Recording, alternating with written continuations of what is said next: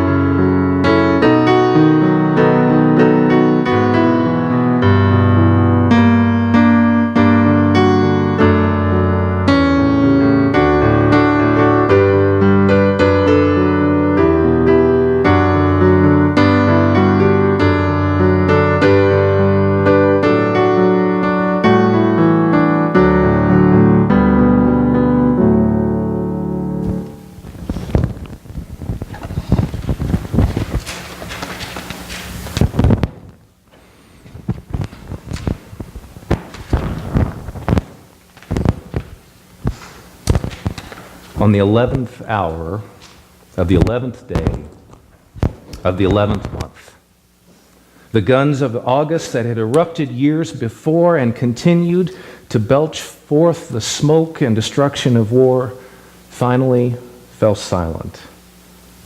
And for a moment, a land scarred by the devastation of warring armies finally found itself at peace. Armistice Day, before it became Veterans Day that we observe in this nation now, Armistice Day was a celebration of the end of the war that at the time we had hoped would be the war to end all wars. A glorious vision, if it has proven to be a short-sighted hope on our part. But for one brief moment, on that 11th hour of the 11th day of the 11th month, the possibility that we might find a way to put war behind us was embraced and felt by peoples around the globe. There's a certain poetry to choosing 11 and 11 and 11. Its symmetry gives us something to which we can grasp and hold on to. That power of repetition imbues us with hope and possibilities that there may be something more in this moment. And yet we all know how the stories continued to play out. Our own forces came home victorious for our part in this, but we looked back at a Europe that remained scarred. Lines of foxholes that went through towns, that went through farms and villages, that had to be bulldozed over and filled in, and a countryside rebuilt in this stalemate of the back and forth of trench warfare.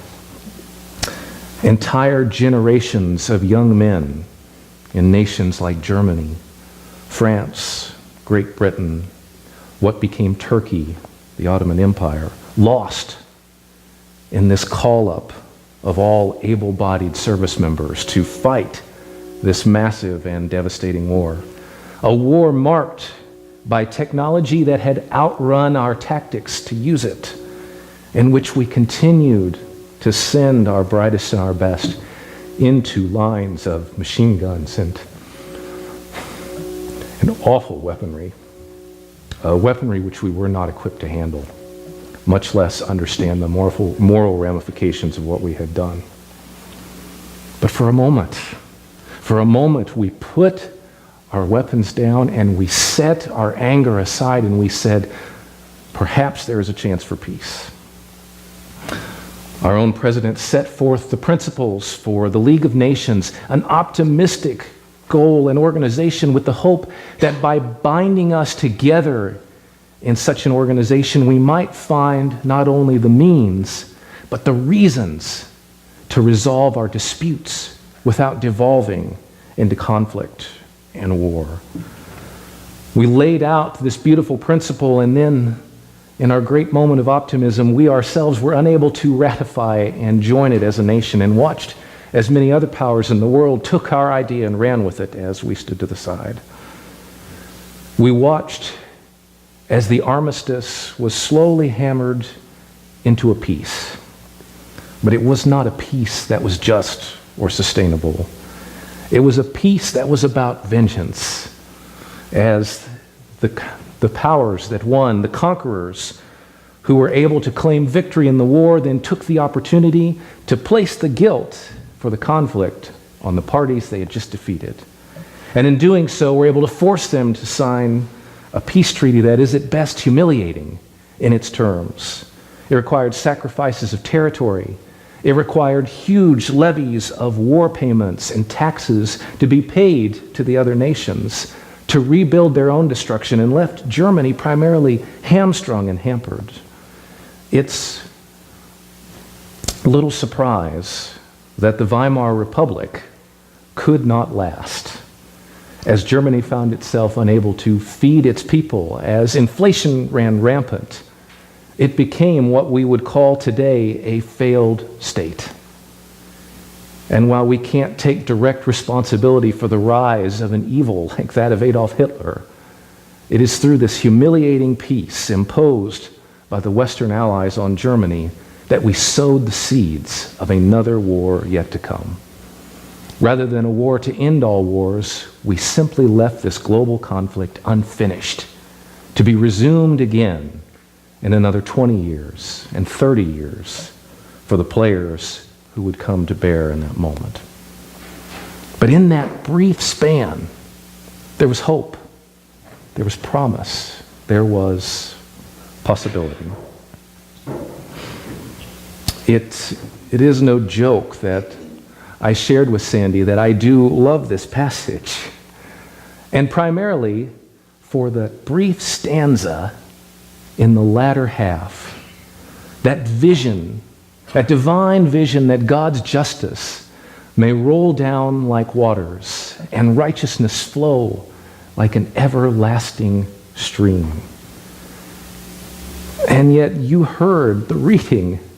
It's surrounded by doom and gloom, and then ends with the pessimism of, but you, O Israel, I know who you are and how you act. You will embrace your own gods, your own visions, and your own ways. I hold out to you a vision of promise, a moment of hope, but you're so slow to embrace it.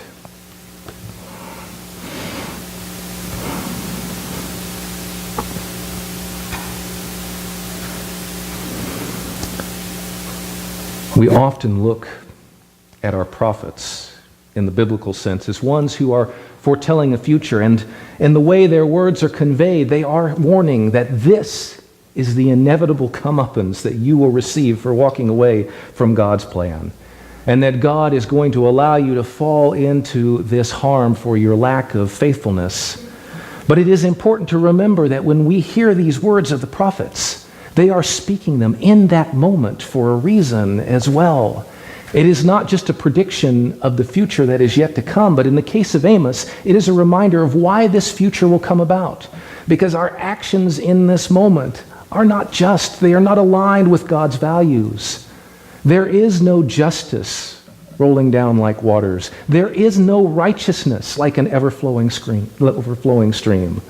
The hungriest remain hungry. The poorest get poorer. There are those who cannot pay their debts, and they are jailed and imprisoned and forced into servitude unfairly. God's law says there is enough for the people to be fed. God's law says that every 7th year the Jubilee will set those who are shackled by their indebtedness free from that so that they might start again. That tribal and familial lands will be returned to the clans to which they originally belonged, and everything will be reset so that we might start again. But when these conditions are not being met, we are sowing the seeds for discord. We're sowing the seeds for failure. Not unlike a Weimar Republic facing runaway inflation, a nation of Israel in which those who have much keep accumulating more and the rest keep losing, cannot last.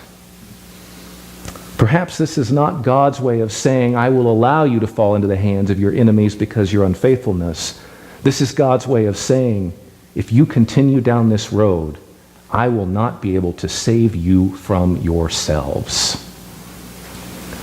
Your vision is not my vision. The vision of God's people is no longer the vision of their God.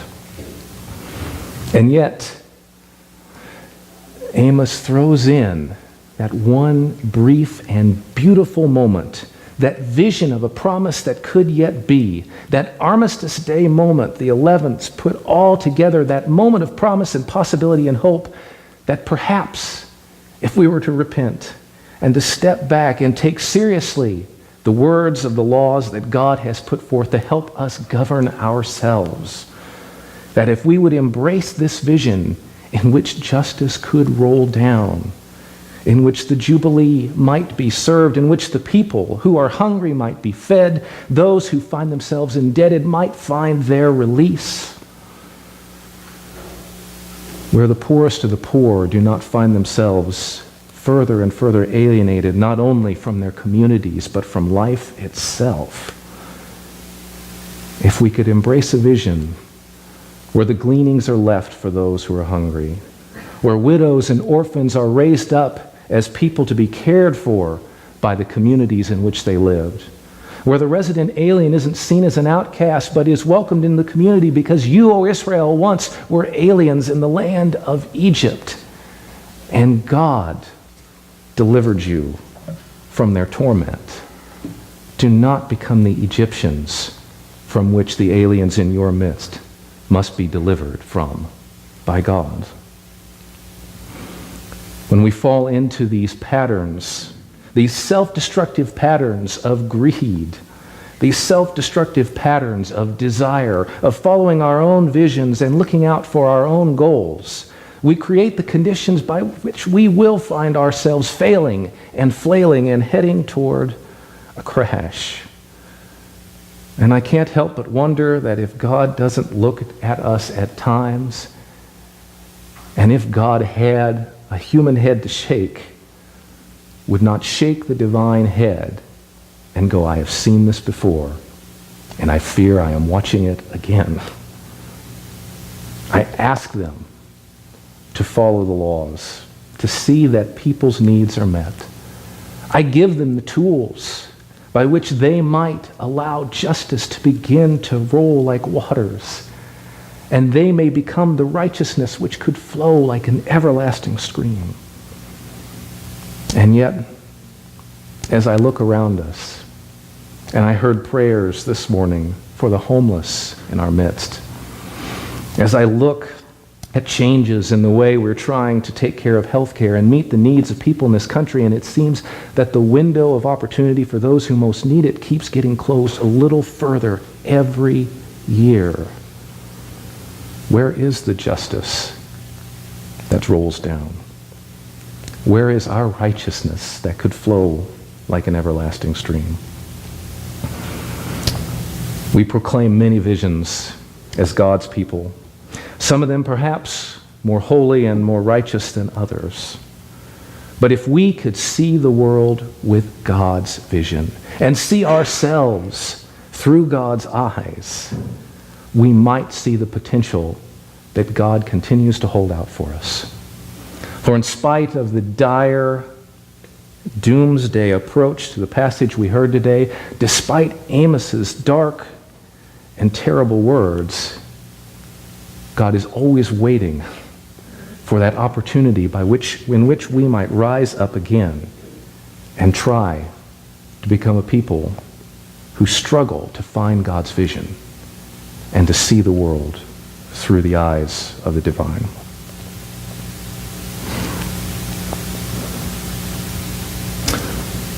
I struggled with this week. I struggled with how do you embrace Veterans Day holiday or Armistice Day, and how do you tie it in to a passage of doom and gloom that I love for 2 short verses, but you can't preach the 2 verses outside of the context in which they were spoken.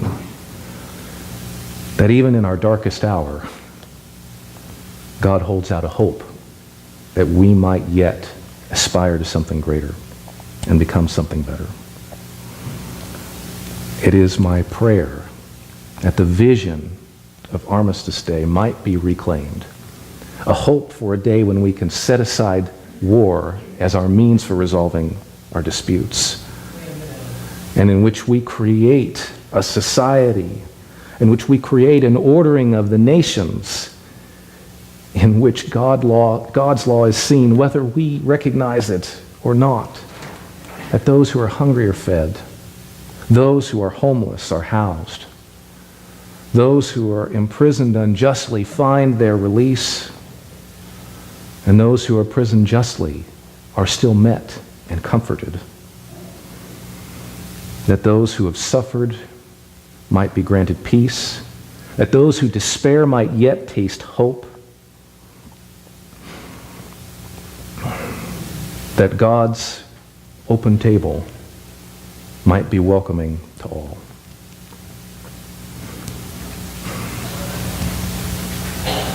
This is the vision that God has for us as a people. May we find a way to live into that justice which might roll down and make ourselves the sources of righteousness that flows like an everlasting stream by embracing that vision and making it ours as God's people. May we find it, discern it, embrace it, embody it, and make it so.